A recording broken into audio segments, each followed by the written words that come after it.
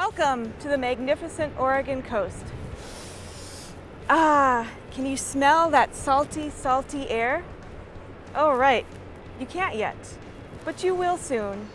The ocean and Haystack Rock awaits your class's visit. My name is Donna, and I work with the Haystack Rock Awareness Program in Cannon Beach, Oregon. Hey, wait a minute. What are you doing here? Can't you see what we're working? Oh, I'm sorry, We're trying to film here. I was just so distracted by that rock. It's fascinating. Yeah, it's pretty cool, isn't it?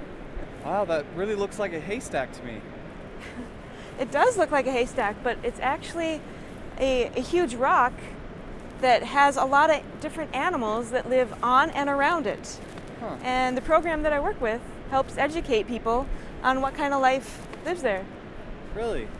You think you could show me a little bit of Yeah. that? Yeah, what's your name? Jesse. Jesse, I'm Donna. Nice to meet you. Yeah. Should we go check it out? All right. All right, let's go.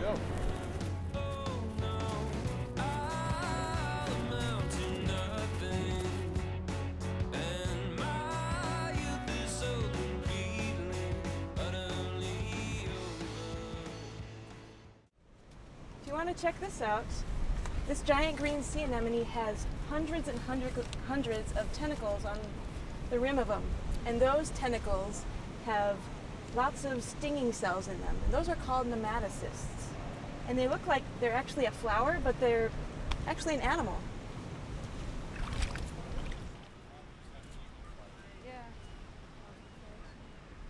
These are the aggregating sea anemone, all right here, and they're covering this whole side of this rock here.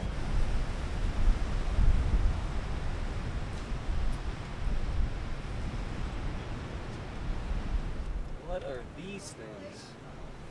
These are the California mussel and the acorn barnacle. We have a bunch of different barnacles that live here, but these are called the acorn barnacle. And that hard shell you see around them is actually their skeleton, and their body's inside. It's all this hair. They've got beards. That hair that you see right here is actually the thread that they spin themselves, almost like a spider spins its own web. But they spin this so they don't fall off the rocks. Wow, look at that. Oh, wait a minute, wait a minute. Watch yourself. You don't want to step there. What, Because this moldy rock? no, you see all this stuff right down here? These things are all alive. We got barnacles here and a cool seaweed called laver. It's really pretty, isn't it? And if we step on it, then it might die. It might not make it. You see this little guy right here? That That's tiny pebble? This is a snail. This is a tiny little snail. And you'll often see them actually in this seaweed. So they actually live on top of it and in it. And they probably eat it too.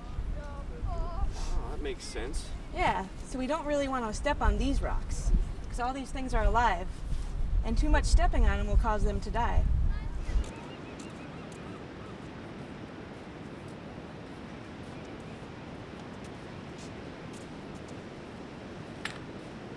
Hi, my name is Nala Cardillo. I'm the Haystack Rock Awareness Program Coordinator, and today we are standing in front of Haystack Rock looking at the marine garden protected by the state of Oregon within a 300-yard radius around Haystack Rock.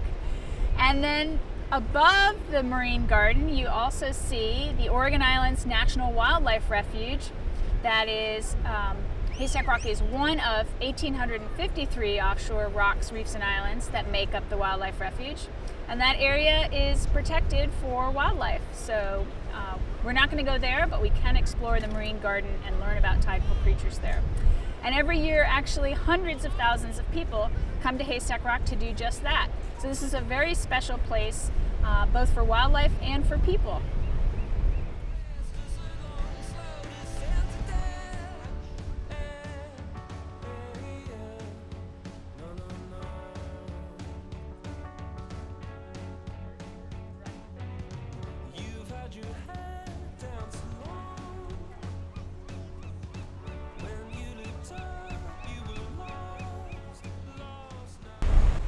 Please do not pull or tug an animal that looks like it might be attached to a rock off the rock. Doing so could actually injure the animal.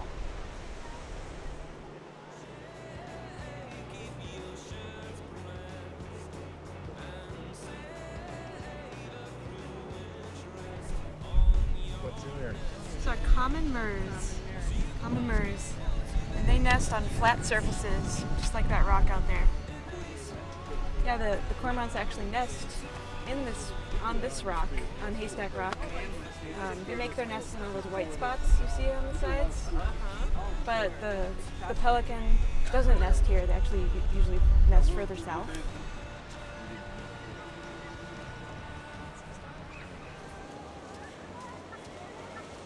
Right above this light, you see there's one right there. These plants and animals all have to do different things in order to survive, move, communicate, get energy, and protect themselves. The creatures here in the intertidal zone are all different, just like in the world where we live. Our world has plants and animals all living together too, although we are all very different.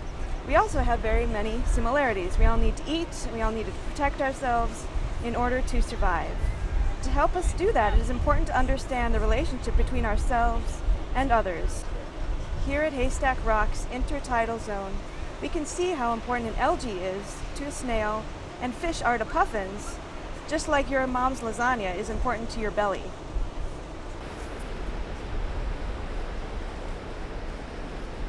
What have you discovered today here, Jesse? Well, I saw giant green anemones with hundreds of arms and barnacles coming out of every little crook, crack, and nook, and man, I've seen everything here. It's amazing. I didn't realize that this area was like a garden. That's right. Really. Yeah, it's a marine garden. And when you come to explore here, you'll discover all these plants and animals living everywhere around here. So it's up to us together to make sure it's preserved for the future generations. And you can help us by doing that, by being careful and good stewards of this area when you come to visit with your class.